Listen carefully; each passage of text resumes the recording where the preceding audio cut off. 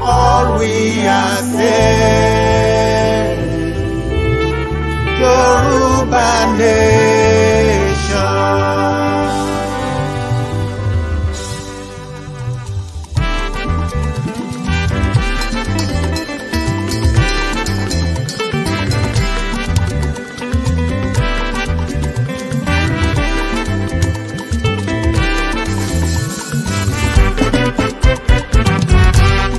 One nation, Fulani nation ni a ò ṣe mọ́. Yorùbá nation ni àwa ò fẹ́. One nation, Fulani nation ni a ò ṣe mọ́. Yorùbá nation ni àwa ò fẹ́. One nation, 419 yẹn àwa ò ṣe mọ́. Èyí tán fi one nation rẹwà jẹ́ ó tó gẹ́. One nation, Fulani nation ni a ò ṣe mọ́. Yorùbá nation ni àwa ò fẹ́. A ti bá wọn ṣe one nation fọ́gọ́ta ọdún. Ṣé ni wọ́n ń fa wá sẹ́yìn àwa ò ṣe mọ́. One nation, Fulani nation ni a ò ṣe mọ́. Yorùbá nation ni àwa ò fẹ́. Ológo ń bọ́ lófo rìn asọ́dọ̀ lófo. Ológo ni Yorùbá a ò bófo ṣe mọ́. One nation, Fulani nation ni a ò ṣe mọ́. Yorùbá nation ni àwa ò fẹ́. Bá o mọ bí a ń rè a mọ bí a ti wá. Èyí a ṣe one nation tó ká padà sílé. One nation, Fulani nation ni a ò ṣe mọ́. Yorùbá nation ni àwa ò fẹ́.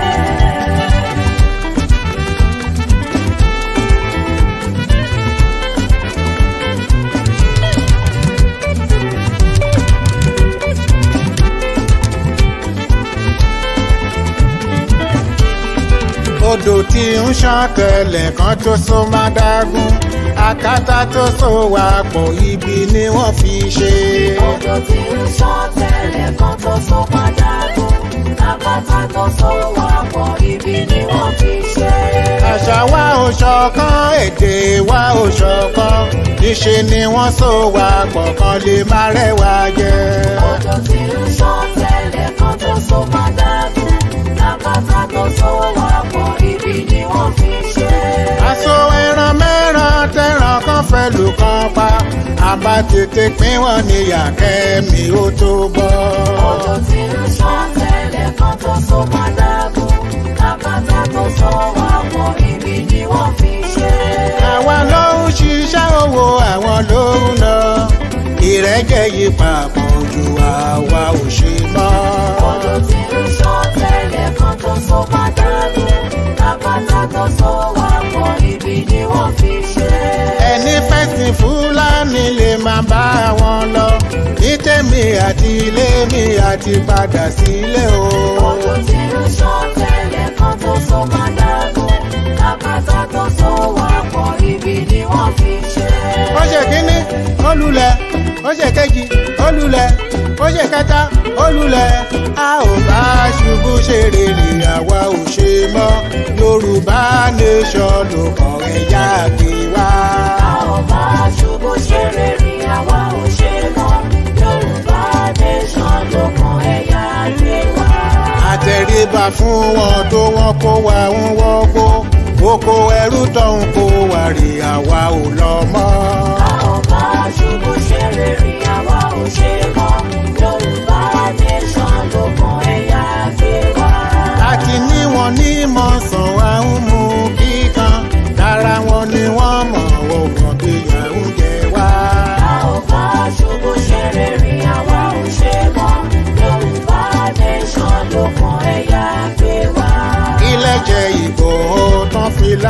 pé kó kú.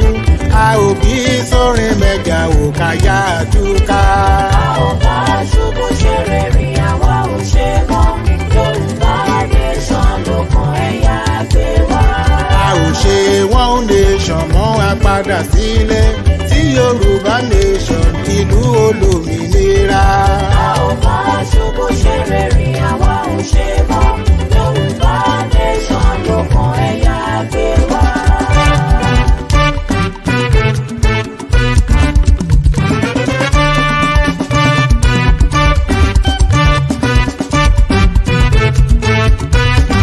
Yorùbá nation ni àwọn kan ń takò. Èpè àólẹ̀ níjà wọn ni mélèé sọ. Tẹ́ bá dẹrù Fúlàní ẹ ti dáràn. Wọ́n á pa kísà sí gbogbo yín o.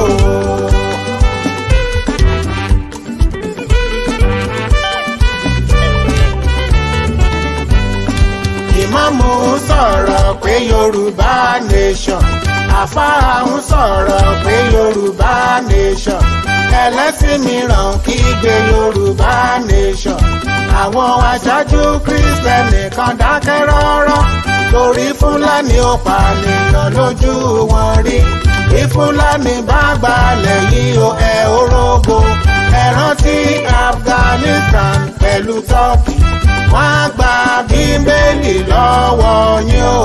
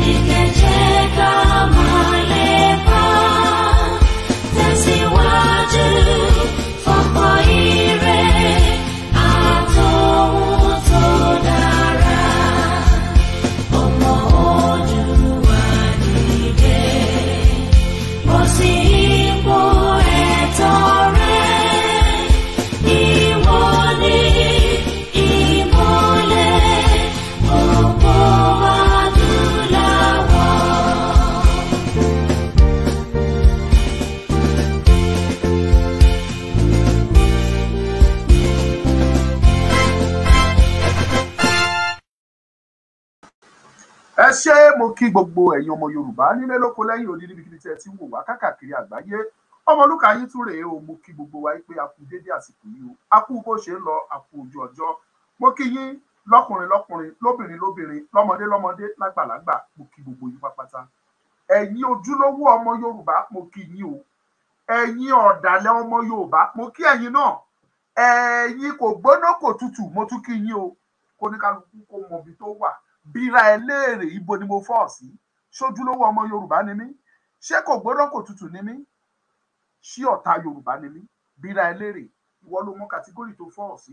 But ní ìwá láti sọ anything lẹ́nu. Lọ́la màá wá láti wá sọ máìdí tèmi lórí ọ̀rọ̀ bàbá lẹ́kìtì. Mi ò torí yẹn wá fún ètò lẹ́nu. Ṣùgbọ́n ọmọ Yorùbá,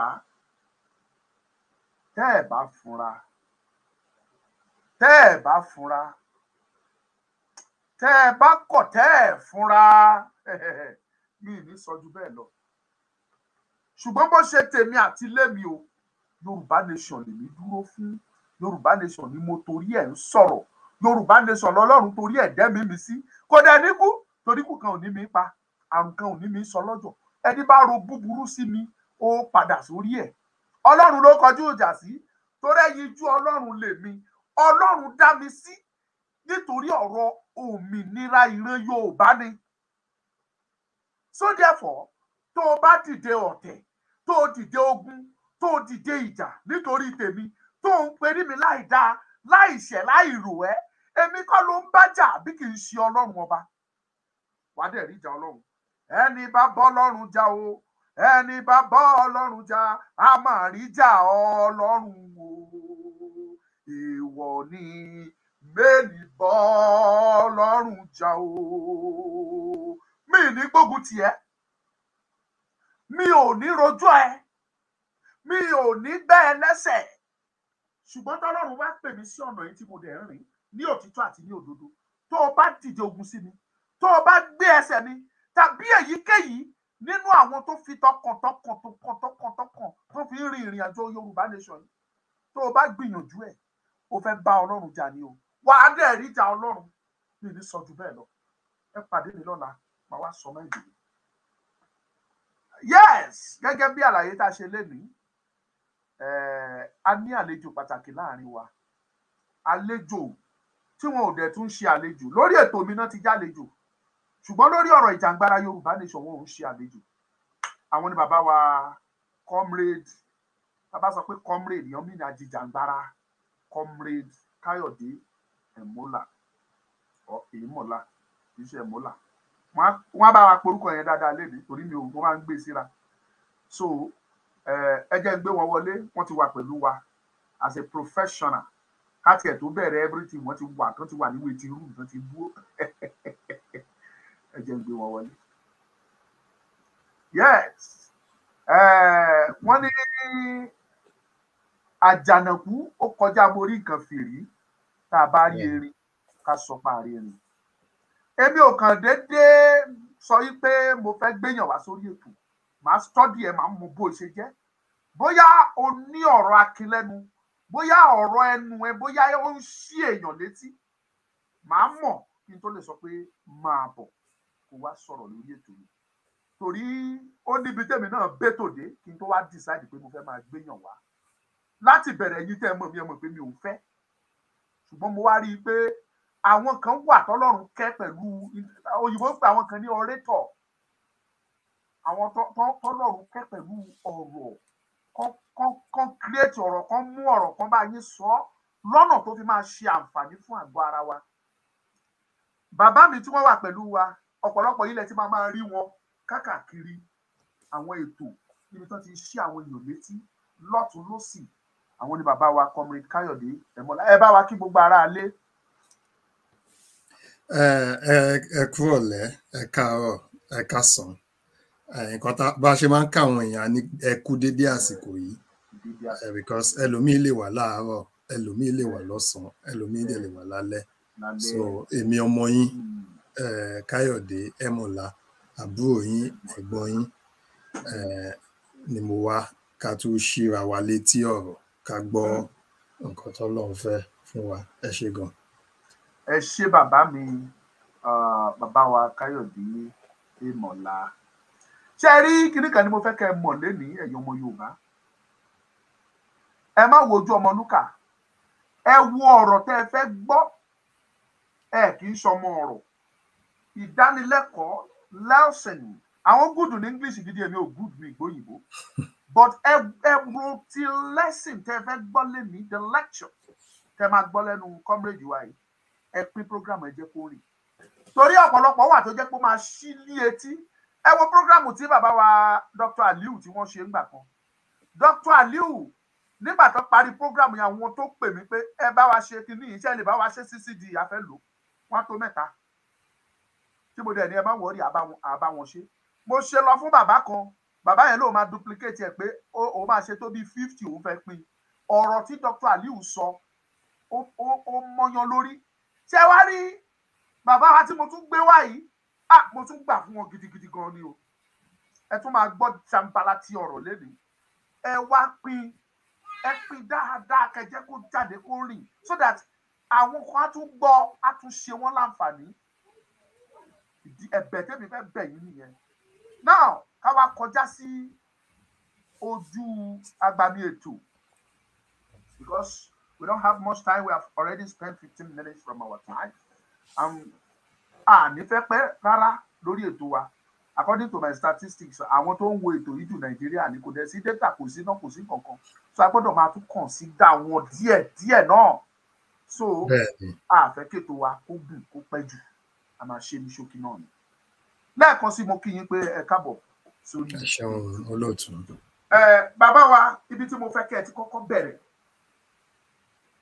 ǹjẹ́ ẹ kọ́kọ́ ṣe àlàyé fún gbogbo àwọn ọmọ tó ń wọ́ wa àwọn ọmọ Yorùbá ẹ ṣe àlàyé tó ń pè lórílẹ̀-èdè and mo ti ṣàlàyé fún yín ẹ lè sọ Yorùbá kẹfèdè òyìnbó mọ kò sí wàhálà you can mix it up both English and Yorùbá because I know you are very good in that aspect ẹ lè sọ Yorùbá kẹfèdè òyìnbó mọ kì í ṣe ráúráú làwọn kan ò gbọ́ wọn gbọ́ díẹ̀díẹ̀ so ẹ kàn ṣe àlàyé tó ń pè ní nation fún wa kẹ wá bá wa back ẹ up pẹ̀lú Nàìjíríà yìí is Nigeria a nation?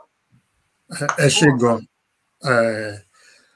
For the sake of some of our listeners, I will speak English. Kì í ṣe pé bí mi ò lè sọ Yorùbá. Mo lè sọ Yorùbá, mo dẹ̀ lè sọ dáadáa. Mo tún lè fọ̀làjẹ, because ọmọ bíbí Ìlàjẹ mo wà. So, but for the sake of many of our listeners that don't understand those languages, I will speak English. Sherry, Nigeria, láti ìpilẹ̀ṣẹ̀ wá, was never a nation. Some people call nation state, some people call country. And the arrangement we have in Africa now, presently, there are no indigenous nations in Africa, only maybe a few. Perhaps you could look at the case of Ethiopia and say, yes, they are a nation. Tebawo, because Yoruba only ẹṣin ọ̀rọ̀. Yoruba ni, when you say a nation, orílẹ̀-èdè. What makes you a nation is your language. That is the first thing that makes you a nation. You need to understand each other when you speak. So remove the European influence, remove English, remove French, remove Spanish, Portuguese, Italian, German, or whatever. A Yoruba man will never understand an Igbo man when he speaks. An Igbo man will never understand a Yoruba man. Likewise, Hausa. So, Tabawan saw language.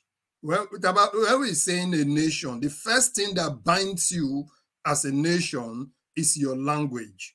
So what did the Europeans do? The Europeans jettisoned our languages. So it doesn't matter whether you are Yoruba or you are Swahili or you are Xhosa or you are Afrikaans or you are Ewe or you are Chui or you're whatever in Africa. They jettisoned that and they superimposed their own language. And then they started forming the people to say you are now nations. That is the wrong way to build a nation. Because what you do is you already destabilize the balance of order. So, ìgbà tí àwọn early advocates for independence, when the early advocates, we are fighting for African independence, they mistook the European arrangement for a nation state, and they started proposing Pan-Africanism. So, ibiti àwọn nǹkan ti bẹ̀rẹ̀ sí wọ́ wá nìyẹn. Pan-Africanism is not a bad idea. It's not a bad concept. But if you want to be Pan-African, it has to be in the concept of Africans, not in the concept of European or the concept of America. Those people have their own history. We have our own history. And that's why you see a lot of historians, they twist history for us. There are so many people, Tomani and Omo Yoruba, they migrated. Tabangwani, they migrated. They migrated. Okay, where did they migrate from? Migrate. Then the first theory they will give you is Yoruba migrated from Israel. In fact, Professor Lang in Germany said Yoruba migrated in 3 phases to Yoruba land. And that's why they have 3 different types of Yoruba. tribes. That the first tribe migrated during the time of Solomon, after the guy that Yor Oba. Then he said the second phase was they migrated from Saudi Arabia during the war, during the Muslim war from Saudi Arabia, and then the third one. Now, what Kilawan historian Tuman Lo, they use etymology, which is language that you speak. So there are some people who have also done studies and compared the Yoruba language with the old Egyptian language. The old Egyptian language, which is the Kwa language, the Kwa Congo language. And they brought about 500 more than 5,000 similarities of this language. So, èmi náà wá ṣe research pé níbo ni Yorùbá ti wá? Where did Yoruba come from? Now,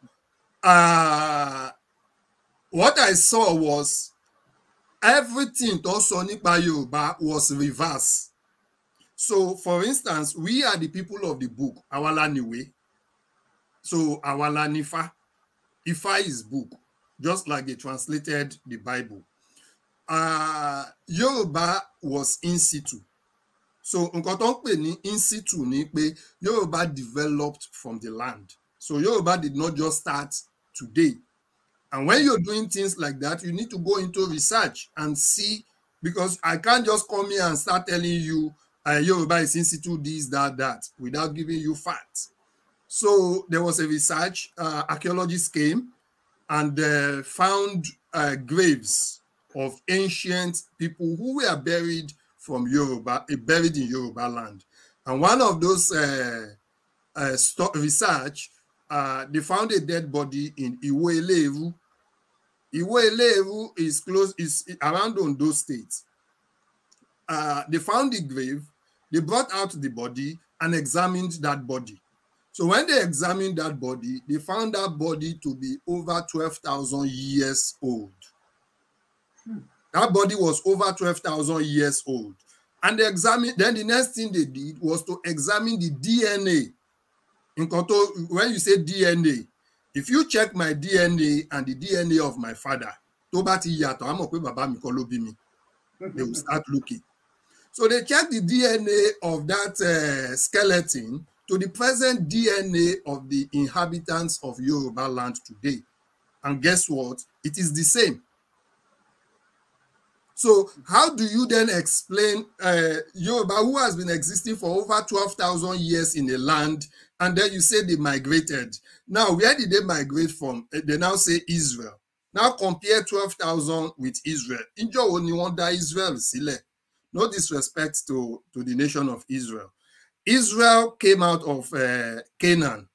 So Israel came out of Canaan, went to Egypt, was enslaved for 400 years, and they went back. But about Israel from before 2000 BC, that was about maybe 1000 BC. So Israel in itself, it's not more than about 3,000 to 4,000 years. So you cannot say 3,000 to 4,000 years is older than 12,000 years. So those are the things the historians, they were using to confuse our people. And our people, because they want to sell, need to please the Europeans. That is the second phase. Now, I will not even go to the issue of Islam. The second phase, only we migrated from, what was it called? Saudi Arabia, because that's a lie. Because Israel, we know a lot of migration is a norm. Migration is a norm, but there are people who dwelt in places, people who dwelt in situ. So the next phase will now be Egypt Funrai. The Egyptian pharaohs, they were all blacks. Dudubi Temini, although I like to refer to them as brown, because I refer to myself as brown rather than black. So the Egyptian pharaohs, they were brown. All the Egyptian pharaohs, there was no Arabic in Egypt. So now, I now discovered even the Egyptians, they migrated from Yoruba land. So the Bogo migration that they were trying to turn everything to say we migrated from Egypt, we migrated from Israel, we migrated from Saudi Arabia, all those ones are false. So let's put that to one side. So Taba sọ pé orílẹ̀-èdè, it is the language. The Europeans didn't translate it well. They say it's nation. So Nigeria as it is today is not a nation and can never be a nation. However, Nigeria is comprised of indigenous nations. So if you call the Igbo people, you don't call them tribes. They are Igbo nation or Biafra nation, Yoruba nation, Hausa nation. Now there are another people who live in Nigeria. Their civilization was wiped out all of a sudden. They are the Nok people. The Nok people, they are the present day Gbagi people. And Gbagi is in 6 states of Middle Belt, what we refer to as Middle Belt, Nigeria today. So Gbagi is in Nasarawa State. They are in they own the entirety of Federal Capital Territory. FCT Abuja belongs to Gbagi people. Gbagi is in Niger State. Gbagi is in Southern Kaduna. And that's why you always see the problem in Southern Kaduna, because what they are trying to do is wipe out this civilization completely from the face of the earth. Gbagi is in Taraba State and Gbagi is in Plateau State. So they occupy 6 states in what we refer to as Middle Belt. Their civilization, terracotta, tamari, that they say this came from old Nok culture. They occupy that territory. Fulani has also tried to take over their land because they wiped them out and turned them into slaves. And majority of them too were sold as slavery during the 16th, 17th century. So put those people together, you can have a Gbagi nation in Nigeria. A lot of people don't talk much about them. They walk on lump all the people in the north and say they are Hausa. I can tell you that even the core Hausa state, which is Bauchi, Kebbi, we have several other tribes which are not completely Hausa. They are not related to Hausa. And then you now look at the northeast of Nigeria. The northeast of Nigeria, they are the Kanuri people. They call them the Kanem Bonu. So they are Kanuri and Bonu people. So they occupy the northeast of Nigeria. They occupy Chad, Cameroon, and some parts of Niger.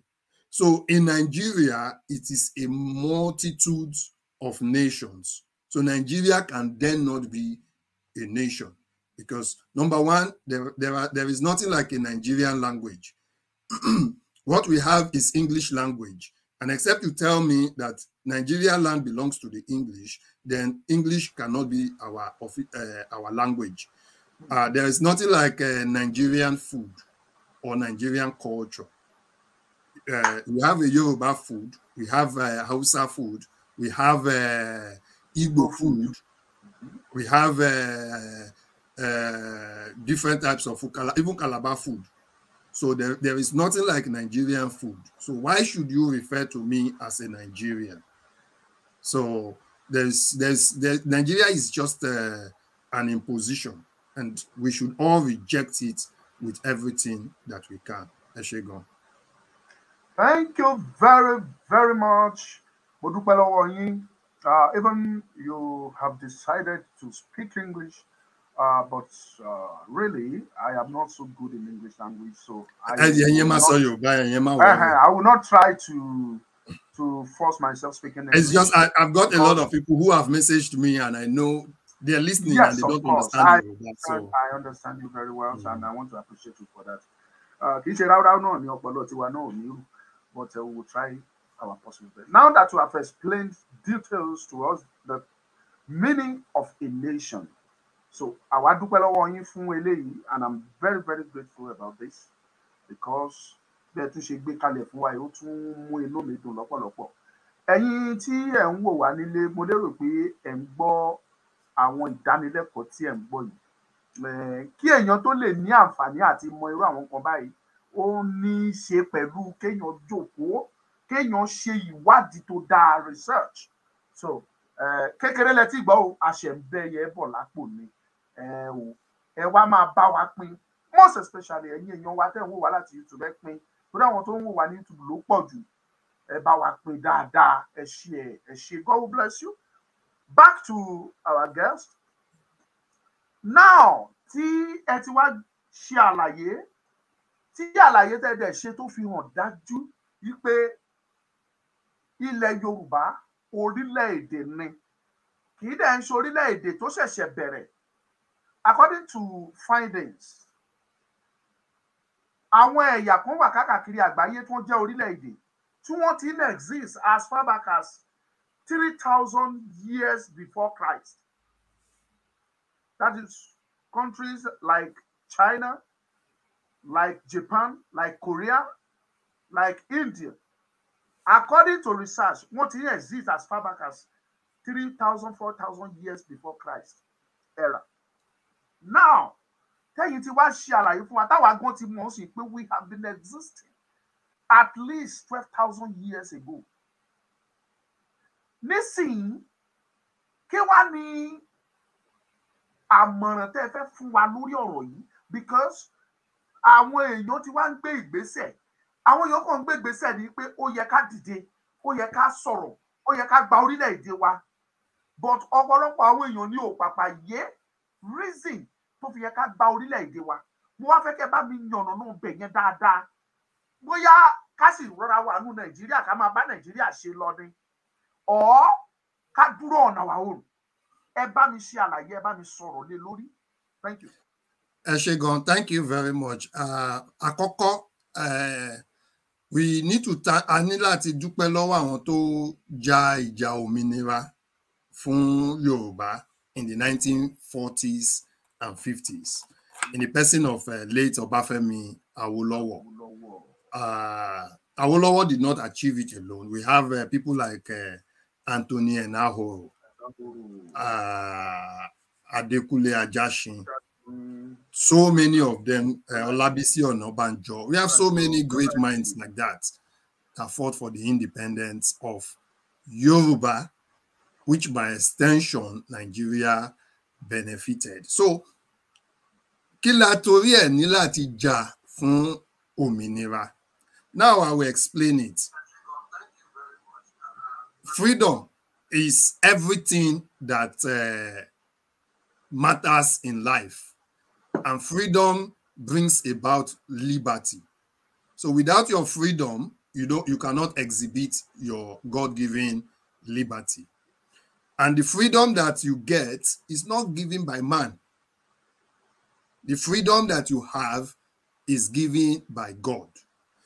Then men have tried to domesticate that freedom. And a popular musician, Fela Anikulapo, only you can't will or give me freedom or liberty or human right as a gift. Because as a human being, the first thing is I have a right to life. I have a right to liberty. I have a right to express myself. I have a right to be who I am. Now, my right does not then give me the right to go and infringe on other people's rights. So once I do that, then I'm stepping on the bounds, outside my bounds and outside my jurisdiction. So if my rights were to infringe on your rights, then it becomes a problem. Then I have to step back and re-examine my rights. So, we have been existing for a very long time. And the notion that Africa is a very poor continent is a lie.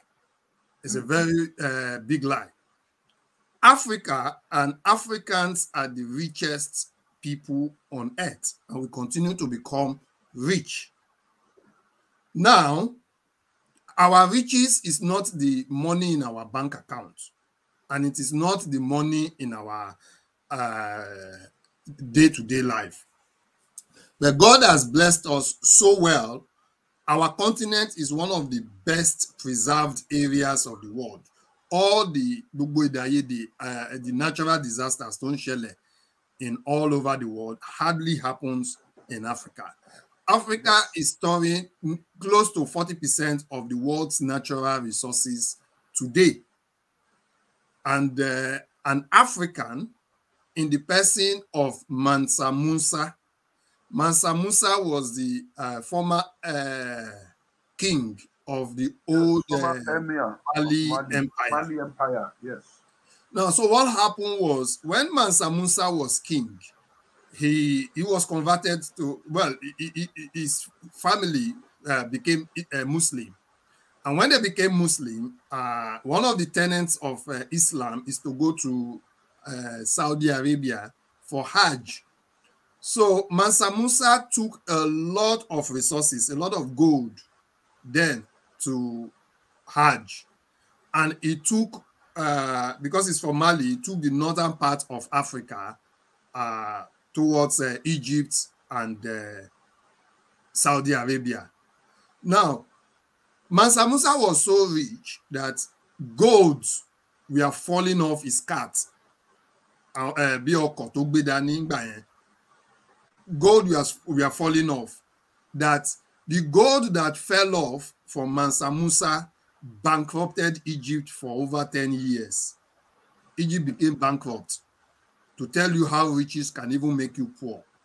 So when Mansa Musa bankrupted Egypt by his generosity, the Europeans started to look at Africa because they've always seen us as primitive, as people who do not know anything. But how can these people be so rich? And so they started what they call exploration. They started to explore our land to see what we really have. That is when their exploration took them to other parts of the world, like America and India and so forth. And they started building colonies. So they built colony in America. And once they built a colony in America, first they had to clear off the indigenous people of America. So they built colonies. They now needed people to work in that colonies. First they took their Europeans who were indenture, so as slaves to the America. But they saw that this land is still too massive. They will still need more workforce.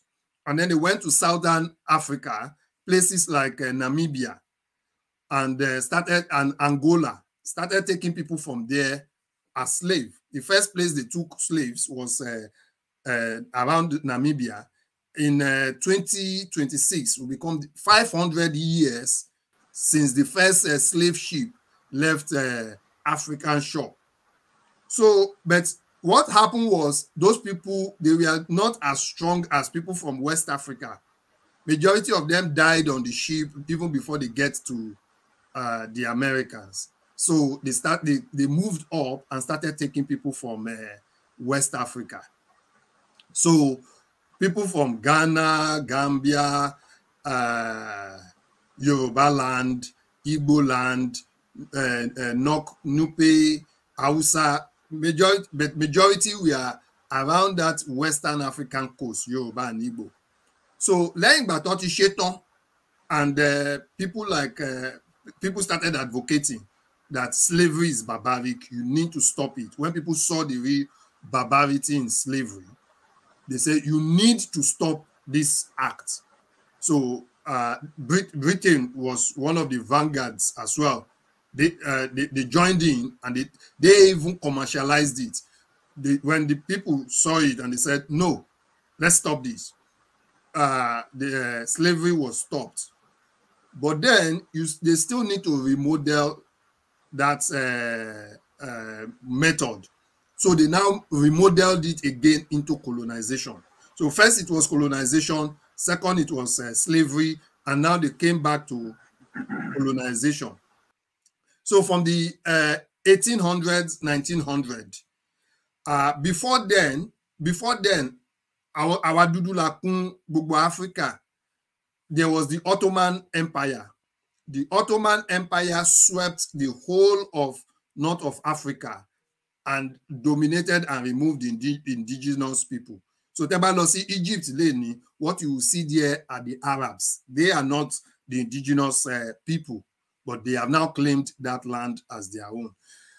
If you go to Spain, the Ottoman took the entirety of Spain, Portugal, some parts of Italy, and what we know as present-day Turkey. The Ottomans took all those places. They were all Europeans before. Now, Turkey is mostly Arab, and Turkey is like the gateway between Arab and Europe. So when they were flushed out in Spain, in Portugal, some parts of Italy, if you go to Spain now, you still see some mosques, although those mosques, they've made it not mosques. So now coming back to our own home, Britain started exploring. But keep Britain to explore. The French had already taken large swaths of African land.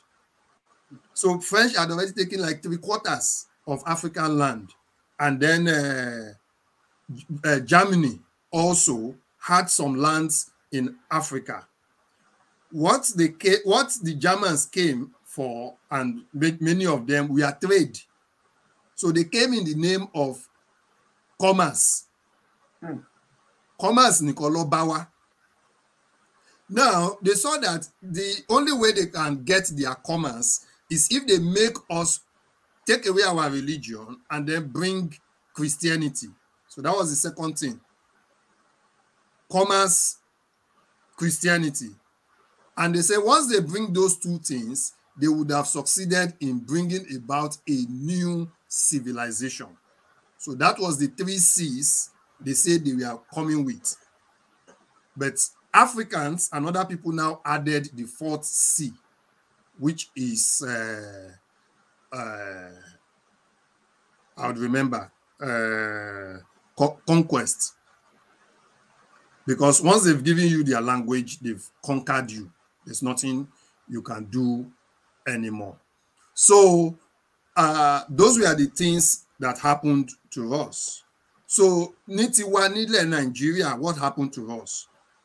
The British started pressing since 1821, 1823, 1825. So they were pressing hard, but that place was mostly Germans. Majority of our trades were with Germans.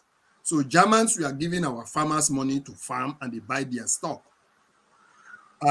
The French too was also doing the same thing, but the French was taking colonies, taking land, and taking the resources. So British started to press. So what Britain was doing there was playing catch up. Britain was playing catch up. And then Britain, around 1861, so look at when Britain had started since 1821 to 1861, almost 40 years of trying to play catch up. Now they brought a British frigate, put it at the sea, and one thing led to another, tried to threaten Oba Dosumu into signing a treaty. So Oba Dosumu was the first person. That's the then Oba of Lagos. Oba of Lagos, because they told him that if you don't sign this treaty, we are going to start bombing Lagos. So, Oba Dosumu signed the treaty after 9 days. He caved in. So, Britain turned Lagos into a colony. The Lagos they turned is not the present-day Lagos. It's just the Isaleko, what we know as Isaleko or whatever. So, Britain took on Lagos. And then around 1865, they thought, okay, you know what? Let's leave this place. The British policy was not to go and colonize anybody. And French was also trying to get in. The Germans were also trying to get in. So what they said was, let's just leave it as a trading post. So let nobody claim it as their own. Let's just leave it as a trading post. But then we had a king in Belgium, King Leopold, who saw that English had colony, French had colony, Belgium and Germany has colony, Netherlands, and so much like that. So himself was interested in having a colony for Belgium. So the first place he went was Papua New Guinea, which is close to Australia, and the British had already claimed that. So there were some people doing a research in Congo to see whether the river Zambezi is connected to River Nile. So when they were able to, because they were looking for passage, in those days there was no car and there was no aeroplane, so people travel by sea. So if you dominate the sea, you dominate trade. So they were looking for a route around the River Nile, which comes from Egypt. So they were trying to see whether it linked with River Zambezi and whether it goes into the Atlantic Ocean. So, and then they saw Congo. Congo was like a virgin land. And they said, okay, let's give... so the people who went to do the research, first it was Livingstone, and then I think Marshall or something went. So he said they are looking for ambitious European who will take it on as a project. So King Leopold got interested and wanted to take Congo for himself, since Britain was not interested. So King Leopold now took Congo. Òun ló bí the scramble for Africa. He was the one who requested that Berlin Conference in 1884. So between that 1865 and 1884, about 20 years, Britain was already thinking of Kakogba Wole, they should go back. So when they brought that, it now became, let us now partition Africa. Èmi ni mo níbí, ìwọ ló níbí. And that was when they start arbitrarily drawing the lines for Africa. And that is how we now come about Nigeria today. You see that the coming together of Nigeria is not a people coming together to say we want to live as one nation. Because to live as one nation, your culture, your language, and so many things about you must be the same. So if we now know that this is what happened to us, why are so many people now hell-bent on preserving something they have no history or a hand in making? Now, let's now come to the present-day Nigeria. How was Nigeria formed? The South was always productive and the North was unproductive. The South was generating £4 million annually, but the North was always in deficit. So they had zero. They were producing zero, as in zero to the Nigeria economy from then till now. So Winston Churchill said, let's jettison the North. Let's leave them because they are an unproductive place. Let's just focus on the South, which is productive. But because they wanted that big land and everything and what it would take. Now, what they were also looking for was whether they could get cotton from the North. They were getting granite already, but planting cotton was not like it. But they saw this arable land. They saw this vast land and they thought so Britain was spending, so whilst they were generating £4 million, in those days, so multiply it, that is billions of pounds. This North was not generating anything. Now, Britain was spending up to £240,000 on security alone. So Boko Haram did not start today. It has always been in the North. So Britain was spending £240,000 annually on security alone in northern Nigeria. So they've spent that money for about 13 years and running into million. They need to recoup that money one way or another, because for them it will be like a bad business. They didn't get them, because mind you, what they came for was to trade.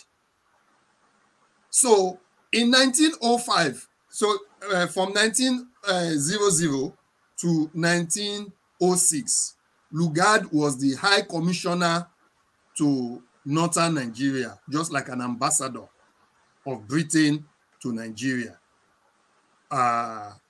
So he was then. So in 1905, Lugard wrote a long memorandum that to make the North productive, they will have to fuse it with the South, just so that they can use the resources of the South to feed the North of Nigeria. And what that will do is it will automatically stop the 240,000 pounds Britain was giving to the north of Nigeria straight away, because Tobatile Kowo from the south, Tobatile merge the two countries, then they can. So, but 1906, Lugard left to go and become the Governor General of Hong Kong. We all know that they handed over Hong Kong to China in 1997.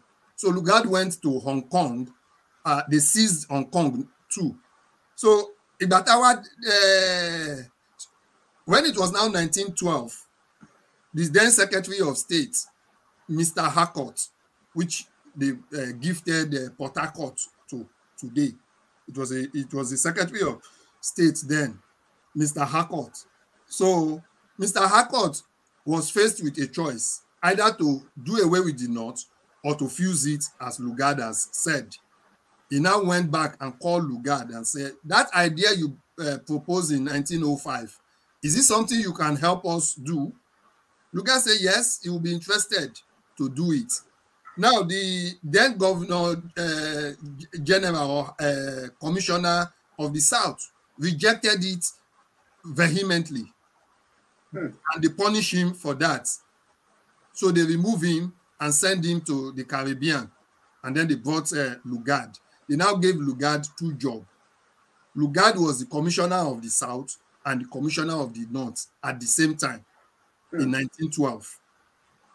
So Lugard was having two territories in his hand. And they say, merge these two together. Lugard now wrote a letter of patent and everything to change all this thing, because it was High Commission. Lugard now changed it to Governor General. So he brought in that title. Lugard brought that title of Governor General.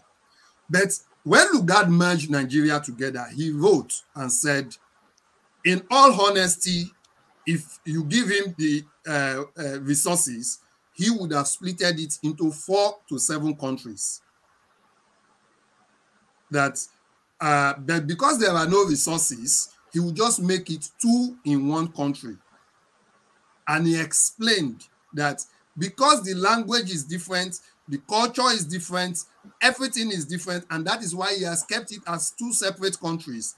It is bearing Nigeria, but it is 2 countries. They were never the same.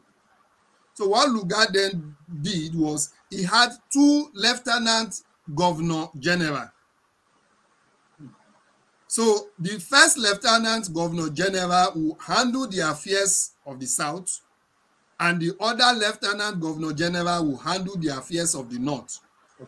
By so doing, Lugard does not need to be in Nigeria anymore. So what he was just having was a title. Just like saying Lugard is ceremonial president, and you have a prime minister of the southern Nigeria and a prime minister of the northern Nigeria. So Lugard did not spend most time in Nigeria. Lugard spent most of his time in London. So the Lieutenant Governor General was like the head of state, taking affairs. He doesn't need to call Lugard if they want to do anything. The North too doesn't have anything to do with the South. But there are some matters like the post, the railway, and finance. Those things they merge together, because Amokpe, the finance in Gongon, Lomu Omaji Ekpo. And the railway was Tobale built the railway to connect the North and the South maybe they can bring it together. But the intention of the British was never to turn Nigeria to one country. And that was why ìgbà tó di 1945, after the Second World War, they said, you people should go and start asking for self-determination. It was UK, US, in fact, it was mainly US that brought it. Let us now form a new world order. America is now the champion in the bloc. UK has no more power. They are now bankrupt. So they said, let everybody, America said they are not interested in colonizing anybody. Let people go and start asking for their self-determination. And that was when people like Obafemi Awolowo formed let us fight for this self-determination. That was when the civil rights movement started gaining momentum in America. And they too were asking for their own Black African country in America. And then after all said and done, from 1948, when they formed the Egbe Oduduwa, they were able to press the British to create a indigenous Yoruba nation. And they have Western Nigeria, they have Eastern Nigeria, and they have Northern Nigeria. And that was to,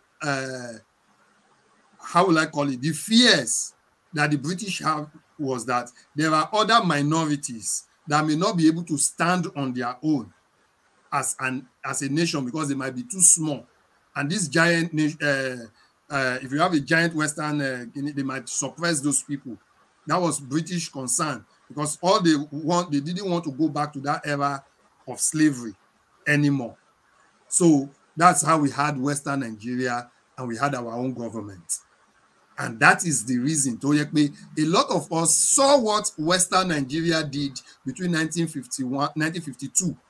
The election was in 51. They started government in 52. Between 1952 and 1962, Western Nigeria was the highest, was the fastest growing economy in the world, such that Dubai and Saloleni were coming to us to beg us for money.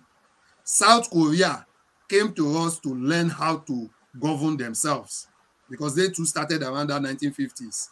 Malaysia, Singapore, they came to us to learn how to grow because in a way, British has developed us. Our roads were good. Our railway was working. NIPOS was working. There was no problem like we have in Nigeria today in the 1950s. So our fathers then did not foresee to see that all these things that are happening to us now will happen.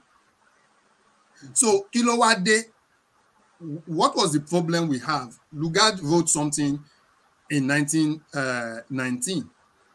He said he took the power for us to govern ourselves. And what is the power you need to govern yourself? Security. If you don't have security, you don't have a nation. And that was the greatest mistake we made in the 1950s because we didn't control our security. It wasn't, now that they're not trying to make us have our own security, it's deliberate. Because once we have our own security, we can defend ourselves. So that was the first thing Lugard took from àwọn ọba yẹn. He took the security apparatus from them and imposed the British security. And that is the same thing that these people are doing now. So in order for, and that is why you see a lot of our state governors clamoring for state police, clamoring for state security and all the rest. Because they know that once they are able to reestablish that security, then they are pathway or three-quarter into becoming an independent nation. So, and that is, and to get your security back, you have to be an independent nation. And that is the reason that we must have our own independent nation.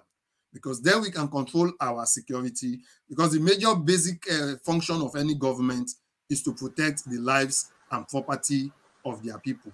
If you cannot protect the lives and property of your people, then you are not a nation. you are a vassal state. A vassal state is ẹlòmíì ló ń control what you need to do. So ọrọ̀ ajé ẹ is not in your hands. Ẹ ṣé gan. Thank you very much. Ẹ ṣé mo dúpẹ́. Níwọ̀nba tó kù yìí, ẹ máa bá wa sọ ní èdè Yorùbá. Àwọn èèyàn ń complain wọ́n láwọn ògbó ìbò yìí. Phonetic lẹ wá ń sọ báyìí ní ibẹ̀ ní ó yọ lọ́hùn. Ẹ ṣé mo dúpẹ́. Ẹ bá wa mu omi láàrin ìṣẹ́jú kan péré. Kásáré dé òdì kejì lọ́hùn. À ń padà bọ̀. Hello there, my dear friend. There are some things that are just too easy to achieve in life, just like touring several countries without stress. When you travel with Divine Travels and Tours, your foreign trips are as possible as 1, 2, 3, and 4. Okay, here's another one. Just like me, did you know you can watch the 2026 World Cup live? Yes, I told you some things are too easy. If you talk to Divine Travels and Tours now, I mean very quickly, you can begin to book your visas for the USA, Canada, and Mexico 2026 World Cup. As a registered travel agent, member of the USAARC/IATA 1062390 since 2006, Divine Travels and Tours is certified. No hidden charges, no failure story. Bó ti rí gan-an lẹ́gbọ́n yẹn, ìwọ tó bá fẹ́ rìnrìn àjò lọ sókè òkun, Amẹ́ríkà ní Canada ní, tàbí èyíkéyìí nínú àwọn orílẹ̀-èdè ńláńlá tó wà lágbàáyé, tètè kàn sí Divine Travels and Tours lónìí. Ìrìn àjò tó fini lọ́kàn balẹ̀ tí kì í ṣe talágbèdá. For more information, call the following numbers: +1 713 459 2042, +1 917 227 3077, +234 803 474 1976, +234 703 182 6828. Divine Travels and Tours. Let's travel. Ẹ ṣé mo dúpẹ́. Ẹ káàbọ̀ padà. Divine Travels and Tours. Nọ́mbà tí wọ́n ti gbé jáde yẹn, èyí tí ẹ bá fẹ́ rìnrìn àjò lọ sí orílẹ̀-èdè Amẹ́ríkà tàbí Canada, tàbí tí ẹ ti wà ní Canada tàbí Amẹ́ríkà tẹ́lẹ̀ ń wá ìwé ìgbélùú, ẹ pe àwọn nọ́mbà wọ̀nyẹn kí ẹ kàn sí wọn. Àwọn tí a lè fọwọ́ wọn sọ̀yà títí di bí a ṣe ń sọ̀rọ̀ yìí o, a lè sọ tí ó bá di ọ̀la, man can change. Ṣùgbọ́n títí di wákàtí yìí, a lè fi ọwọ́ wọn sọ̀yà. Ẹ pè wọ́n, ẹ béèrè àwọn tí ẹ bá fẹ́ mọ̀ nípa ìrìn àjò yín. Tó akínyìnlẹ̀ kan sí bàbá wa Comrade Kayode Emola. Ẹ ṣé gan bàbá Ọmọlúkà. Gbogbo ẹ̀yin olólùfẹ́ wa tí ẹ ti ń gbọ́ ìdánilẹ́kọ̀ọ́ yìí, ẹ bá wa pín ètò yìí. Ẹ má jẹ́ kí a jẹ rẹ̀kùrẹ̀kù lójú kan. Ẹ bá wa pín, ẹ jẹ́ kó rìn. Now, sir, a ti ń gbọ́ àwọn nǹkan kan nípa àwọn ẹgbẹ́ kan tí a pè ní YSDM. Kí ni ìbá ṣe àṣìṣe lórí orúkọ yẹn, that is Yorùbá Self-Determination Movement. Ǹjẹ́ lè bá wa ṣe àlàyé lẹ́kùnrẹ́rẹ́ yìí tí eléyìí dúró fún wa? Ẹ ṣeun gan. So gẹ́gẹ́ bá a ṣe ti ń sọ, bí mo ṣe ti ń sọ lẹ́ẹ̀kan, Ọmọlúkà wọ́n ti ní kí n sọ Yorùbá. So fún ẹ jọ̀ọ́, ẹ̀yin tẹ́ bá gbọ́ Yorùbá, I may explain and interpret later. So gẹ́gẹ́ bá a ṣe mọ̀, kò sí bá a ṣe lè ja ìjàngbara pẹ̀lú èmi ni mo ga jù lábà. Gbogbo wa a gbúdọ̀ ṣera wa ní òṣùṣù ọwọ̀ ká lè ja ìjà yẹn. Ìgbà tẹ́mi dẹ̀ wò, mo rí pé àwa ọmọ Yorùbá gangan la máa jàjà yẹn fúnra wa. Kí nìdí? Àwọn tá a pè ní politician wọ́n ti gbàbọ̀dè fún wa. Àwọn ọba wa kò ságbára lọ́wọ́ wọn. Àwọn ọba wa kẹ̀dẹ̀rẹ́ abẹ́ àwọn politician yìí ló ti ń jẹ, kò dùn mọ́ wọn nú. So ìgbà tí mo wá wò,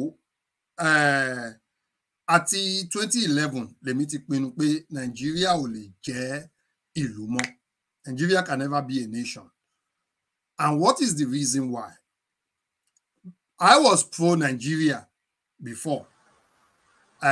Mo jẹ́ lára àwọn tó fẹ́ kí Nigeria di great country, good people, great nation. Ṣùgbọ́n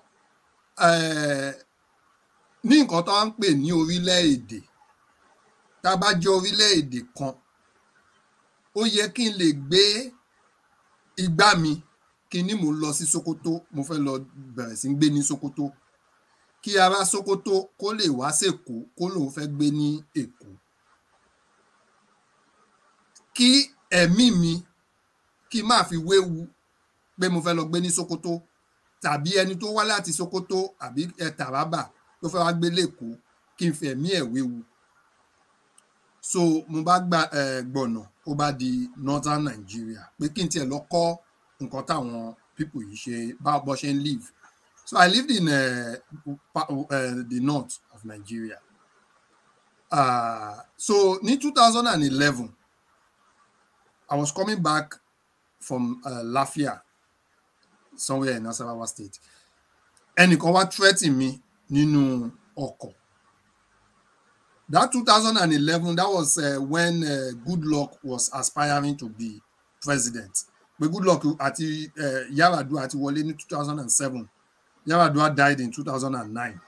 So wá di 2011. Goodluck fẹ́ wọlé. But inú àwọn North, they were not happy with that arrangement. But why would Goodluck contest? It was the turn of the North to be to be president of Nigeria. So ẹni yẹn wá threaten mi pé àwọn ti ṣetán láti pín Nigeria, and nǹkan tó lè máa ṣe ni pé gbogbo wa tá wá láti south wọ́n máa pa wá sí north. So ìgbà tó sọ ọ̀rọ̀ yẹn mo ní ẹ máa gbé tiẹ̀ lọ kó kúrò níwájú mi. So that was like an eye opener for me, but kò move me. I decided not to settle in the north, in that area anymore. Mo wá ń gbàdúrà pé kí ni màá ṣe. Then I was in the staff room lọ́jọ́ kan. So there was this lady, ọmọ Yorùbá ni, her name is Ruth. I don't know, I can't remember her surname. So there was a colleague, Abubakar. Abubakar bá sọ Hausa. Mo try àti kọ́ Hausa. Mo gbọ́ díẹ̀ kàdákàdá, but mi ò gbọ́ dáadáa. But Ruth was born in Sokoto, ọmọ Yorùbá ni. So ó gbọ́ Yorùbá dáadáa, ó dẹ̀ gbọ́ Hausa dáadáa. So Abubakar was saying some full infuriating things in Hausa. Pé wọ́n ti ṣe ìpàdé tán. This is as far back as 2011. Wọ́n ti ṣe ìpàdé tán. Wọ́n dẹ̀ máa pa gbogbo wa. So that was after the election. Goodluck ti wọlé nsìn. Wọ́n wá ní wọ́n máa bẹ̀rẹ̀ láti orí àwa Lagos boys. So you are saying I'm part of the Lagos boys. Kí ni ẹ̀ṣẹ̀ wa? Ẹ̀ṣẹ̀ wa ni pé Buhari ò wọlé as president of Nigeria in 2011. So their calculation was that Tinubu gbé Ribadu jáde ńgbà yẹn. So they were expecting the whole of Yoruba to vote for Ribadu, and then the whole of the Igbos to vote for Goodluck, and then the whole of the North to vote for Buhari. But only àwa wá play smart fún wọn, àwa lọ vote fún Goodluck. So betrayal ní Yorùbá. So àwọn máa kọ́kọ́ bẹ̀rẹ̀ láti ọ̀dọ̀ wa pé wọ́n ti máàkì ilé gbogbo wa, wọ́n dẹ̀ ti ń ṣe ìpàdé. So bí Ruth ṣe gbọ́ ọ̀rọ̀ yẹn, Ruth ní you have to leave this place. Mo ní Ruth ò lè dádé ní kí n kúrò níbì kan tó sọ nǹkan tó ń ṣẹlẹ̀ fún mi, tó dẹ̀ sọ nǹkan tó ń lé mi. Bí Ruth ṣe ṣàlàyé ẹ̀ ní Yorùbá fún mi nìyẹn. Mo ní Abubakar, ní ìwọ tí mo pè lọ́rẹ̀ẹ́ mi tájọ́ ń jẹ tájọ́ ń mu ló lè máa ro ìlú fún mi. Ìwọ mọ ibi tí mò ń gbé, èmi ò mọ ibi tó ń gbé, ó dẹ̀dẹ̀ ti ní òru lẹ máa wá ṣe ọṣẹ́ yìí. Mo ní ò ní ìdá ti dúró dòru. Mo bá lọ gbé àdá, mo bá gbé fún Abubakar. Mo ní ọrùn mi lélẹ́yìí, ò bá kúkú pa mí sí kó bẹ̀rẹ̀. Ó mà di wàhálà gan. So bá ṣe ọjà pé àwọn èrò wọ́n wá pẹjọ́. Mo ní this place is no longer safe for me. Kò sẹ́ni tó máa kọ́ èmi kí n tó mọ̀. So mo bá pe dáàdì, mo ní dáàdì, mo ti ń padà bọ̀ sílé o, mi ò lè dúró sí north mọ́. So that was like an eye opener for me to say the north and south of Nigeria are not one. And if we are not one, why are we killing ourselves to be one nation? We can't work, we can't progress, we can't do anything. So as God will have it, the following year, I got a scholarship and I came to the United Kingdom. So when I got to the United Kingdom, mo wá bẹ̀rẹ̀ sí ṣe research. Àwọn tó ti jìjàngbara báwo ló ṣe ṣe. Àwọn bàbá Awólọ́wọ̀, àwọn Kwame Nkrumah, Martin Luther King, báwo ló ṣe ṣe. People like Mandela, that they got the freedom for their people. So in 2014, I started doing the research. So 2014, yeah, I started doing the research and compiling a lot of documents together on how to go about it. So as God will have it, in fact, I put it that by 2022, which is this year, I would be ready to start the campaign. But as God will have it, by 2020, Mbabe Singbo, Igbe, Yoruba Nation, Yoruba Nation, Yoruba Nation. And I decided maybe it is time. And that was why I joined the movement in 2020. But 2020, yeah, we had Yoruba World Congress. Yoruba World Congress was really good. Something happened. I don't know what happened till today. Something happened. And we saw that Yoruba World Congress started breaking down from the Nigerian chapter to the UK chapter to the America to the... And I said, no. And in Kotimuwari, quite a lot of people, we are trying to jostle for power. This is not the time to jostle for power. In case we don't know it, we are all at the base. When we get to our Yoruba nation, we can start jostling for power. The first thing to do is to come together and work together first, get our nation, and then face the second battle, because it's going to be another battle, Tabagba Yoruba nation. So 2020, I saw that majority of the things we were trying to settle fights, settle quarrel, rather than focus on the main issue. So Labani, Ejeka gbogbo àwọn bàbá wa, let us call all of them together. Ejeka kọ́kọ́ parí ìjà náà, and then before we now go and fight. That was the aim. So àwa bí mẹ́jọ kan, àwa kóra wa jọ. Àwa bẹ̀rẹ̀ sí kò sí elder kan tá a pè ní Yorùbá land. Tó bá ti lè sọ fún wa pé eléyìí elder ni o believe in self-determination, we called all of them in 2021. So we did our first meeting in April 2021. So lẹ́yìn ìgbà tá a parí àwọn ìpàdé yẹn, in fact, after that April 17 meeting, Labani, ẹ̀yin bàbá wa o, ẹ jọ̀ọ́ ẹ parí ìjà o, kí gbogbo yín ṣe ra yín lóṣùṣù ọwọ̀, kẹ́ ẹ sọ bí tá bẹ́ẹ̀ ṣe fẹ́ gbé wa lọ o, àwa ò tẹ̀, we were not even ready to form an agreement. Ẹ sọ bẹ́ẹ̀ ṣe fẹ́ gbé wa lọ, we are ready to do the work. Ni wọ́n bá ní ẹ̀yin tẹ́ ẹ gbéṣẹ́ yìí kalẹ̀, ẹ̀yin náà lẹ máa ṣe, ẹ lè fi sílẹ̀, you will continue to do it. Iṣẹ́ ńlá leléyìí. We continued, and we kept fighting. So ni Baba wa Akintoye now wrote an article to say, let all the Yoruba organizations, over hundreds of them, let us come together under one body to start bearing Yoruba self-determination movement. He wrote this article. So mo de sọ fún wọn pé ẹ jẹ́ ká tètè ṣe, time yẹn gan ni Olóyè Sunday Igboho náà fi dìde, because Olóyè gan ti dìde ní 2020 October, nobody followed him. So but bó ṣe ń pa àwọn èèyàn ní Gàngán, tó ń pa àwọn èèyàn ní Ṣáṣá, ní Yewa, ó máa káyàn lára now. When you are seeing hundreds of your people being butchered in their farms, in their houses, in whatever they are doing. So Olóyè ṣe dìde nìyẹn ní around that April. Inú mi dùn gan, mo ní yes, let us embrace this man and let us give him support. We were still planning that kan tó lọ raid ilé wọn ní July 1st, 2021. But on raid there, it now gave our elders another sense of direction. We now need to come together because tá bá ṣe ó máa déwu. So we continued. So around August, we had a meeting. Abani, okay, by September 23rd tó jẹ́ Yorùbá Day, Kiriji Day, ẹ jẹ́ ká launch organization yìí so that all organization will come. Now, the essence of YSDM was not to become another organization to solicit for membership. So YSM, you can never see a platform only YSM members. No.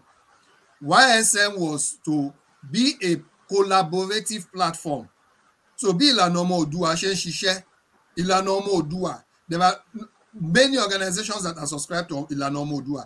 ìlànà ọmọ Oòduà can then say, okay, this is our programs, so that other organizations that are not subscribed to ìlànà ọmọ Oòduà can understand what ìlànà ọmọ Oòduà is doing. This is Oòduà Redemption Alliance. They will also bring in their program. This is Yoruba Global Coalition. They will also bring in their program. This is Igbimo Agbagba. They will also bring in their program, so that it will be a collaborative platform, so that gbogbo wa we can put ourselves together and work as one. That was the essence and still the essence of the Yoruba self-determination movement. So, because we know that tabatile ní understanding, then we will put our best foot forward. We can be able to tackle security. We can be able to tackle the insecurity facing our people. We can be able to tackle the agricultural problems facing our people. And we can be able to provide one formidable force. Okay, organization kan yìí ni kó lọ represent wa ní United Nations. Organization kan yìí ni kó lọ represent wa ní. So, first what it will stop is, it will stop any organization going to say àwa là ń represent the Yoruba people, because it will make us look chaotic. So that was the essence of the YSDM. I knew that it do. YSDM have started doing their work. YSDM have started doing their work. The international diplomacy work is ongoing. It's not things that I can reveal publicly. A lot of nations now know Yoruba Nation. They now understand Yoruba Nation. They now understand our quest. Our Mimani, the secessionists, no. We are self-determination is in Article 1, Chapter 1 of the United Nations. There was a reason, a deliberate reason why it was there. To say, once you are an indigenous people, you have your own language, you have your own culture, you have your own distinct features. You have the right to determine your economic, your political, and your cultural association. So we have the right to decide that.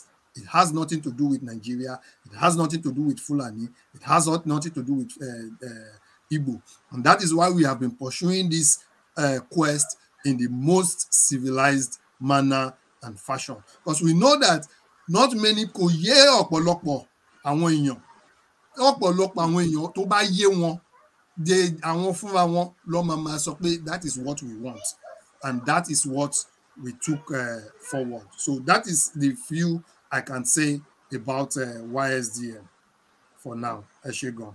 Thank you so much. Ẹ ṣé mo dúpẹ́ lọ́pọ̀lọpọ̀. Ẹ ṣé o gbogbo ẹ̀yin olólùfẹ́ wa tí ẹ ti wà pẹ̀lú wa láti ìgbà tá a ti bẹ̀rẹ̀ ètò. Ẹ túbọ̀ bá wa pín, ẹ túbọ̀ bá wa pín kí àwọn èèyàn lè jẹ àǹfààní ìdánilẹ́kọ̀ọ́ pàtàkì tí a mú wálé nìyí. Sà, ṣé ìbéèrè tí màá tún béèrè ni pé YSDM ṣé fún olórí jorí ló wà fún ni àbí ẹlẹ́gbẹ́jẹgbẹ́? Ẹ láyé wa dáadáa síwájú sí. Is it for? Yeah, so YSDM, àwọn àgbààgbà wa, because they were looking for one organization, how it would work.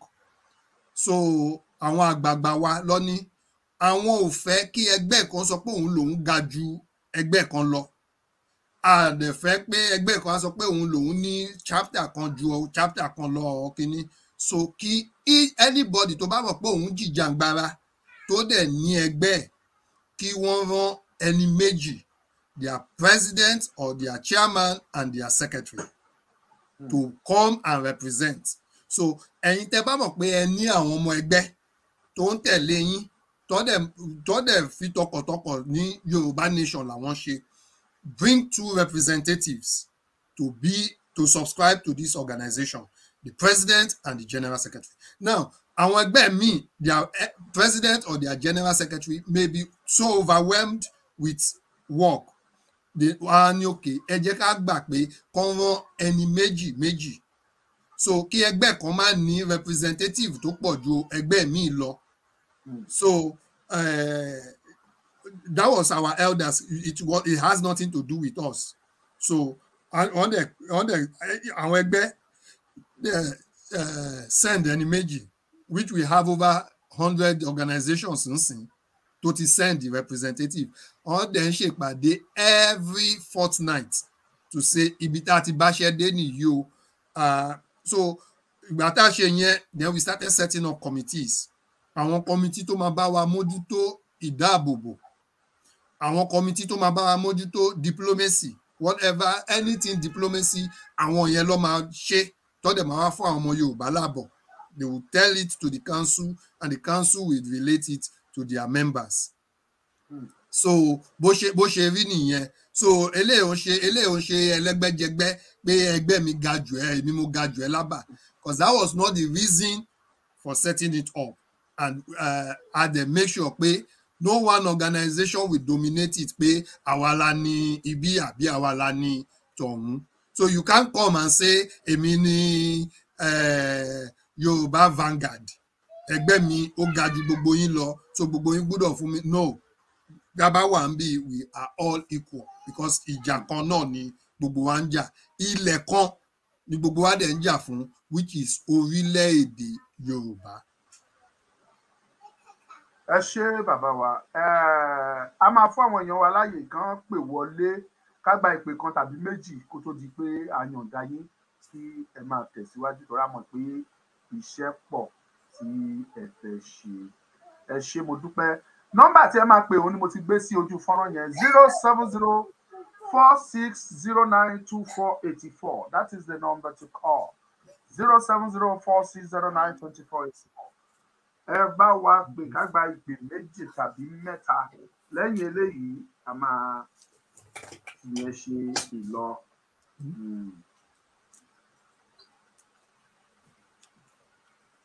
Kó tó di pé a máa retí àwọn ìpè tí pè máa wọlé, ẹ bá wa tún fi ọgbọ́n àgbà tí ẹ fi ń ṣiṣẹ́ yìí kẹ́ mú ti ọgbọ́n ìwé kúrò, ti ọ̀rọ̀ Western education ká mú yẹn kúrò. Right now, let us come back home as ọmọlúwàbí.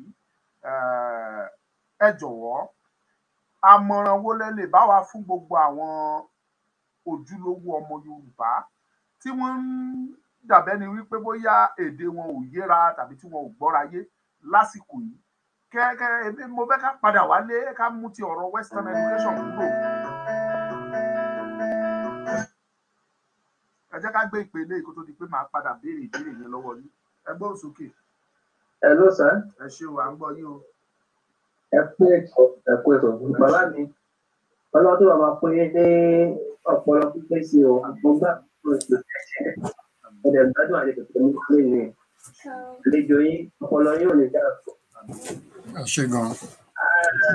Àmì àlejò wa, ọpọlọ yín ò ní dàrú o. Àmì o, ẹ ṣé gan. Apart from history, in fact, ó yé mi bó ṣe yé mi tẹ́lẹ̀. Láti ìgbà tí mo ti ń gbọ́ nípa àwọn history nípa colonization era. So, tẹ́lí nǹkan tí mi kọ́ bẹ̀ sọ ní tẹ̀lé, àwọn tó ń pariwo wọ́n Nàìjíríà. Ṣé wọ́n ti gbọ́ ọ̀rọ̀ tí bàbá yìí sọ lálẹ́ yìí? Pé not contribute sí Nàìjíríà rí up to date. Àkọ́kọ́ máa gbà lọ́wọ́ èèyàn tó ní àwọn àfiṣayé tí wọn. Kọ́tọ́ ṣe hold on to one Nàìjíríà ní ẹ o. Àwọn gan fún ara wọn mọ̀ pé we are not fan. Ṣé gbọ́ ọ̀gá tó wọ́n sọ báyìí? Wọ́n nígbà tí Jẹ́rẹ̀lú àti kú ni wọ́n sọ pé àwọn máa pín Nàìjíríà, wọ́n ti spend nípa àwọn fún àwọn pín Nàìjíríà. So definitely àṣírí wà nínú ọ̀rọ̀ fún ara mò yìí, àṣírí àwọn èèyàn mọ̀ tẹ́lẹ̀ tí ó ti hàn gbangba báyìí pé gbogbo àwọn northern elite pátápátá ni wọ́n kó Boko Haram Nàìjíríà, ni wọ́n dá Boko Haram sílẹ̀. Wọ́n wá pé àwọn tí wọ́n jẹ́ Hausa, wọ́n sọ Fúlàní.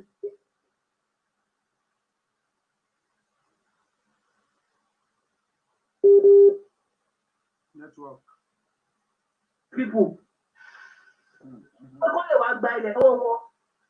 Wọ́n fi ṣíṣẹ̀ ipe Yar'Adua ṣé àwọn Yorùbá pa Yar'Adua bí kò ló pa Yar'Adua ni. Ebi kú Ọlọ́run ló pa Yar'Adua. Ṣùgbọ́n kẹ́kẹ́ lọ fún àwọn pípù yìí ìkápá àdúgbò wọn èṣù inú wọn ni èṣù ń gbé. Èṣù jọba nínú ayé wọn. Ẹ ṣé brọ́dà wa. Àti níbi tó. Bẹ́ẹ̀ni. Ẹ ṣé jàre ká tún lè gbé kọ́ mi. Ó ti tú o. Ẹ ṣé. Torí tí wọ́n báwo ni pa àwọn ọmọ pa báwọn ọmọ kó wọ́n lọ. Ìṣèlú ọmọ Buhari ọ̀nà wọn ti jẹ pé. Ẹ ṣeun ẹ jẹ́ ká lè gbé kọ́ mi ẹ ṣé gan. Ìṣẹ́jú méjì. Tó bá ní tí òye wa ta fẹ́ béèrè òun ni kẹ́ jẹ́ ká béèrè ẹ jọ̀ọ́ 2 minutes ó yá gbé òsókè. Ẹ kú ọ̀rọ̀. Ẹ ṣé o. Question tí mi fẹ́ béèrè ni pé nípa àwọn èèyàn wa wọ́n wà níbẹ̀ especially ìpa ọmọ Yorùbá tí wọ́n wà náà because from what our brothers shared tonight nípa experience wọn ní north it's very very scary èmi tí mo bá yín sọ̀rọ̀ yìí mo mọ ẹni tó jẹ́ tí mo mi pé ìgbà kan báyìí tí wọ́n ń ja ogun Kano nígbà kan báyìí tí wọ́n ń jà ní north I knew a brother tó jẹ́ pé ó kúrò ní ilé àjọ wà ní Kano ní ìwé together plus north ó sẹ́ẹ̀rì tó ń lọ sí north wọ́n dẹ̀ pa wọ́n gé orí ẹ̀ up to today bọ́dì nìkan wọ́n gbé padà lọ sí state sílùú ẹ̀ tán lọ sí wọ́n pa wọ́n dẹ̀ kọ́ pa ọ̀pọ̀lọpọ̀ ọmọ Yorùbá náà. My question is that how do we appeal? How do we reach out to our people to leave these people, to start coming home? They should start tending back home right now because anything can actually happen. Anything can happen at any time. Because I will not want shit. That is my number one question. My number two question now is this. So the coalition of these the organization that you talk about, different people come together to represent and stand for Yoruba. Can you talk about so far? Is it really helping? Is it achieving the purpose? How depicting the fact that the struggle of this group is better than this group and this is the leader or not this is the leader. Is it helping? Those are my 2 questions. Okay, thank you very much. Kó tó di pé agbé ìpè mí bàbá mi Emola ẹ dákun bá darí question. Mo rò pé question yẹn I understand that. Yeah, ó yé mi. So the first question tó bẹ̀rẹ̀ ni pé how do we get our people home? How do we get them to understand what is happening, especially àwọn tó wà ní north? It's going to be a massive campaign. Oníkẹ́kulé gbọ́ kó sọ fún toko. Anybody tó bá wà ní northern Nigeria tó jẹ́ ọmọ Yorùbá ó yẹ kó mọ̀ pé ilé ti tó lọ. Ó yẹ kó mọ̀ pé ilé ti yá. Àwọn táwa mọ̀ àwa ti sọ fún wọn púpọ̀ nínú wọn ti gbé family wọn wá sí ìsàlẹ̀. Ìmí inú wọn tó ti gbé family wọn wá they've started making plans towards that. There's little we can do. And those are the things that we're trying to be very cautious because Ọ̀pá Fúlàní tó kàwé 1 million Seko lè fi equate 1,000 Yorùbá that are very learned and good. So those are the things and that's why we want it to be as peaceful as possible. Because it's going to be bloody. So ẹnìkan béèrè lọ́wọ́ mi ó ní kí estimate pé tó gún bá ṣẹlẹ̀ ní Nàìjíríà ń sìn pé èèyàn mélòó ló lè láàrò pé ó lè kú. Mo ní kó ń gan fún mi ní nọ́mbà ó ní tens of thousands. Mo ní kó máa ka millions.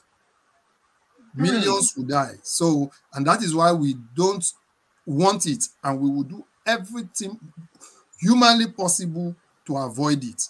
Because ìbẹ̀rẹ̀ ogun la mọ̀ kò sẹ́ni tó mọ àmúparí ẹ̀. I'm not going to go into Russia. They thought it's going to be 7 days. Now they are over 6 months.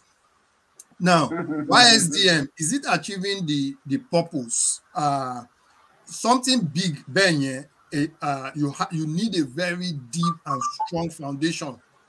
So foundation yẹn làwa ti ń build so that we do not deviate from the core of the purpose. Kò sí nǹkan táwọn èèyàn ti sọ pé ẹ jẹ́ ká bẹ̀rẹ̀ sí create platform, let's start having members of YSDM. We say it is for organizations. So àwọn ọmọ Yorùbá tó bá jẹ́ organization, we cannot push you away, provided you believe in self-determination. It took us over a month to get the article of association in place, which is available. Anybody can have the article of association. It's public. So to say, I want to believe, so you need to have conviction that Yoruba needs to stand as an independent nation, not a nation that is associated with any other nation. That is the first core principle. But we need to be on our own nation because we need to control our security, because that is the only way we can guarantee the security of lives and property, not within Nigeria. And is it working? Yes, it's very working. It is very working. And we are now getting the full support of strong and powerful nations. They've recognized us that, yes, you deserve to have your own independent nation. What I could say is, right from 2020, we would have to go into big deliberations. And those things so there are a lot of work going on, which I cannot comment because they are active. Àwa ò tí ẹ fẹ́ kẹ́ ẹ sọ gbogbo ẹ̀ náà ẹ ṣe àfẹ́ kẹ́ ẹ sọ gbogbo ẹ̀ ibi tẹ́ ẹ bá ṣe yẹn dé ẹ kàn máa rẹ lórí. Ó yá ẹni tó pè wá ẹ sọ̀rọ̀. Hello Ọmọlúkà ẹ pé tó. Ẹ ṣe the last caller wa ló pè lọ́wọ́ yẹn. Ó rẹ̀ kí àlejò wa. Ẹ ṣeun. Wọ́n kú ìgbìyànjú. Yes, sir. Ṣẹ̀rí wọ́n sọ ọ̀rọ̀ kan lẹ́ẹ̀kan. Ṣẹ̀rí ọ̀rọ̀ tó sọ yẹn ní àtàbúrò mi kan tó wà ní Nàìjíríà àjọ ń discuss pé Yorùbá ti wà in existence tó ní irọ́ tó ti ń pàpà pé àwọn láti Egypt, àwọn láti Saudi Arabia, ó ti pẹ́ ẹ̀rí tí wọ́n ń dìbọn kẹ̀ pé irọ́ ni. So èmi kàn ní ìjà àlejò wa ẹni tí wọ́n lè ṣe láti ẹ̀lẹ́ta àwọn èèyàn wa láti lè máa dìbọn gbogbo irọ́ tó ti pàpà látẹ̀yìn. Torí bẹ́ẹ̀ ní Yorùbá báyìí wọn àmọ́ ìkí wọn. Wọ́n sì bìlì fún un rọ́yà tì náà. So èmi wò pé ó ní ìkàtà gbọ́dọ̀ gbé gbèsè láti ẹ̀lẹ́ta àwọn èèyàn wa. Wọ́n lè mọ orí èèyàn náà jẹ́ pé àti ilẹ̀ tí sì over 12,000 years, more than 12,000 years ago. Ọ̀rọ̀ rí o. Bẹ́ẹ̀ni, ẹ ṣe gan. Ìdí tá a ṣe ṣe irú àwọn ètò wọ̀nyí nìyẹn. So àtúbọ̀ máa tẹ̀ sí ni. Ẹni sùúrù bàbá mi ẹ̀múra ẹni sùúrù. Ó yá kọ́là ẹ round up pẹ̀lú àlàyé yín kí wọ́n lè dáhùn sí. Òkè nǹkan tí mo fẹ́ round up pẹ̀lú ti ni pé ilé ayé tá a wà yìí ilé ìfẹ́ ló ti bẹ̀rẹ̀. Lọ́sẹ̀ máa ń kí wọn pé ìfẹ́ òògùn ayé ìfẹ́ òògùn ibi ojú mọ́ ìkọ́kọ́ mú nílé ayé. Wọ́n ti gbọ́ bẹ́ẹ̀ ẹ jẹ́ kí àlejò wa kó sọ sí ẹ ṣe mo dúpẹ́ sà. Ok sà. No, ẹ bá wa sọ sí. Wọ́n ní ọgbọ́n wo la fẹ́ dá ta fi máa kéde ọ̀rọ̀ yìí káwọn èèyàn yé gba irọ́ gbọ́ ilé àti Mẹ́kà láti wá Lámúrúdù ni bàbá wọn ó ṣẹ̀ni ní Mẹ́kà wọ́n wá fi lé àwọn kan tó ní gọgọbìrì ní wá láti Egypt láti ṣàn wá different stories kí la lè ṣe pẹ̀lú gbogbo àwọn analysis tẹ gígùn. Nǹkan tá a lè ṣe ni pé tá a bá fún wọn ní hard facts ọ ní òtítọ́ there is something they call fact and there is something they call feeling. So tó bá lọ sí Google kan type Ìwó Eléèrú they will see àwọn archaeologists tó ṣiṣẹ́ yẹn sure tó ń ṣiṣẹ́ yẹn. So ẹ jẹ́ káwa náà lọ online get those data and show it to them. Etymology, our language is similar to the Egyptian language. The Kwa-Congo language is similar. So which shows that àti ọ̀dọ̀ wa ló ti mú èdè lọ. Àti ọ̀dọ̀ wa ló ti mú èdè lọ. sí Egypt so kì í ṣe àwa la ṣe migrate wá láti Egypt ló migrate látọ̀dọ̀ wa so those are the things tí a ní láti fi hàn wọ́n tá a bá ti fi hàn wọ́n then once they see it and they can see it they can be able to judge for themselves because ẹlòmíì tó bá rí hard fact is difficult tó bá béèrè lọ́wọ́ yín pé kí ni o ẹni kọ́ lọ Google Ìwó Eléèrú IWOELERU simple and they will see the facts they will see everything there káwọn fún àwọn calculate how old is Islam how old is Christianity and how old is Israel. Ẹ ṣé gan. Thank you so much. Àdúpẹ́ púpọ̀ lọ́wọ́ yín. Ibi tó kù sí ń sìn àmọ̀ràn yín la wá ń fẹ́. Ẹ gba gbogbo àwa tọ́lọ́run lò tá à ń sọ̀rọ̀ ẹ gbà wá lámọ̀ràn. In fact, ẹ lè má mọ̀ nínú mi and in the minds of several other people bá a ṣe ń gbàdúrà fún yín because without your tenacity I don't think we would have gotten far gbogbo ẹ̀yin media Ọlọ́run àtúbọ̀ máa fún yín lókun àti agbára. I pray for you. I appreciate you and our daddy Professor Akintoye he prays for you and I can tell you the entire Yoruba nation appreciates you. Ẹ lè rò pé iṣẹ́ díẹ̀ lẹ́ ń ṣe o but I can tell you iṣẹ́ tẹ́ ń ṣe iṣẹ́ púpọ̀ ni o. Gbogbo wa la mọṣẹ́ takuntakun tẹ́ ń ṣe. A lot of people may not understand but what you are doing to sensitize our people kì í ṣe kékeré and we appreciate it.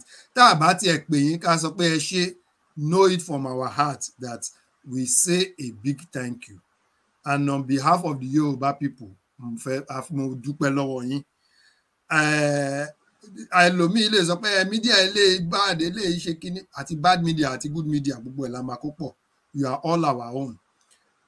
Tá bá rí ibi tó kù díẹ̀ káàtó there are some people that do something I will call them and be like you could do it this way you could go it this way this one don't do it this so a máa gbára wa nímọ̀ràn ni and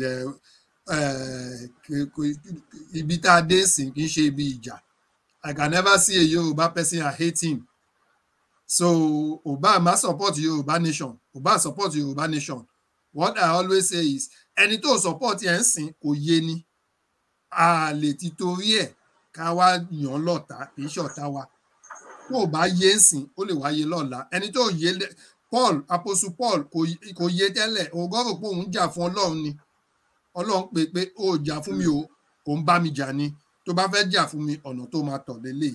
So ẹlòmíì ó lè má understand. We just need to call them, explain to them and make them see reasons why they need to understand. So ẹ̀yin media lẹ́ẹ̀kan sí ẹ ṣé gan-an Ọlọ́run túbọ̀ máa wà pẹ̀lú yín o.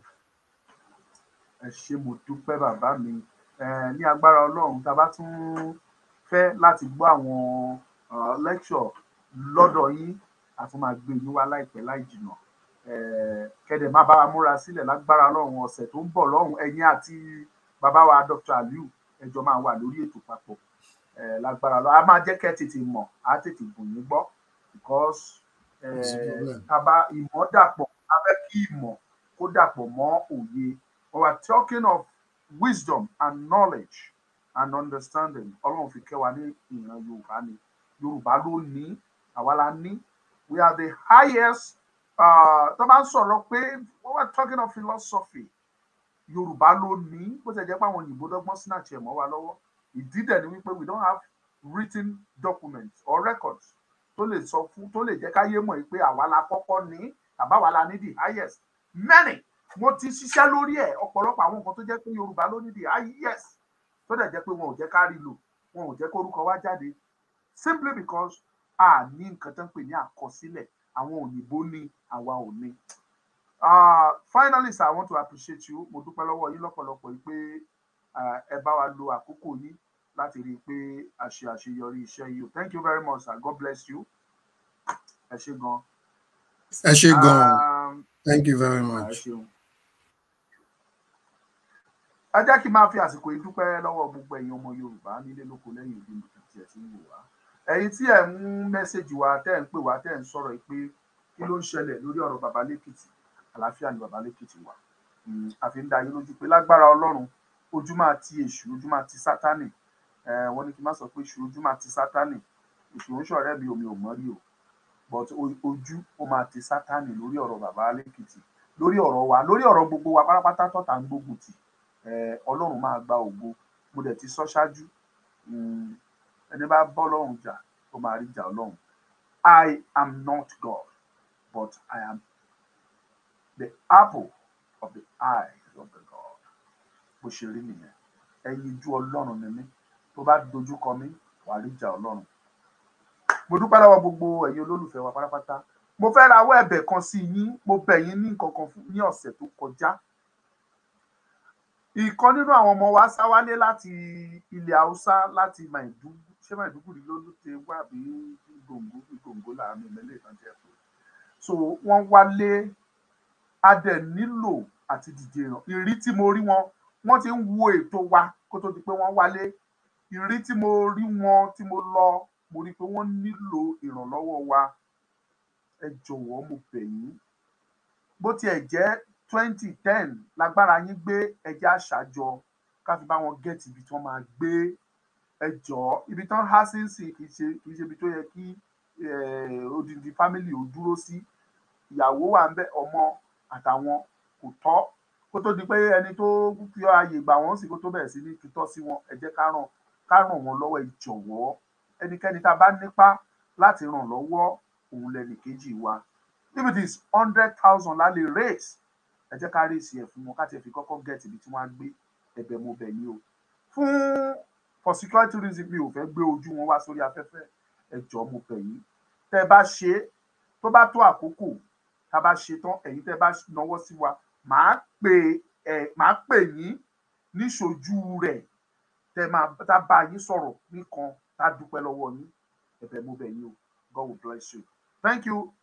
Lágbára Ọlọ́run, ẹ pàdé ètò méjìlá ní lọ́la. Ní àárọ̀ ọ̀la, mo bọ̀ wá sọ̀rọ̀ lórí ètò pàtàkì lórí nǹkan tó ń ṣẹlẹ̀ lẹ́kìtì. Ìkejì, mo ń bọ̀ pẹ̀lú bàbá wa Ṣífì Máàmù Yorùbá ní ọ̀la. Bàbá wa Ṣífì Máàmù Yorùbá ní ọ̀la. Ó yágò tá bẹ̀rẹ̀ lénìí náà la máa bẹ̀rẹ̀ lọ́la. Ẹ pàdé mi. Ẹ má miss, ẹ mọ̀ pé bàbá Ṣífì Máàmù, àwọn ọmọ bọ́ ṣe ń fọ̀rọ̀ pamọ́. Ẹ pàdé mi lọ́la. Bàbá mi Prince Ọmọdára, ó yá yín o. Ẹ káàbọ̀ o.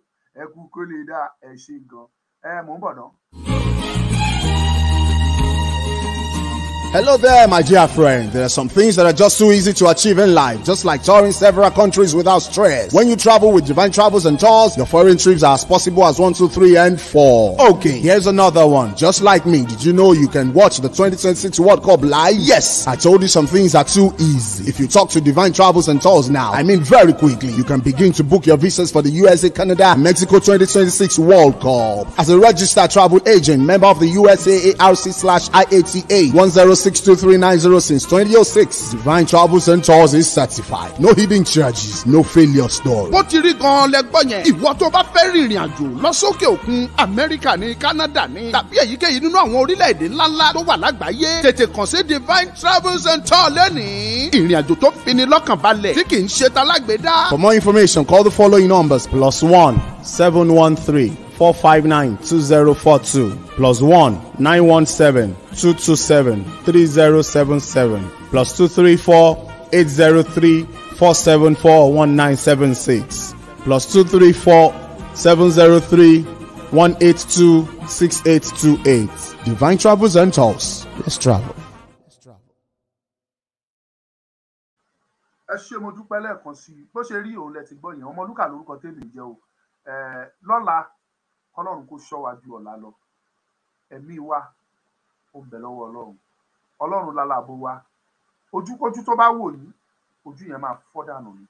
Àṣẹ ọ̀run ó gùn, bẹ́ẹ̀ ló ṣe máa rí. Jésù Olúwa wa.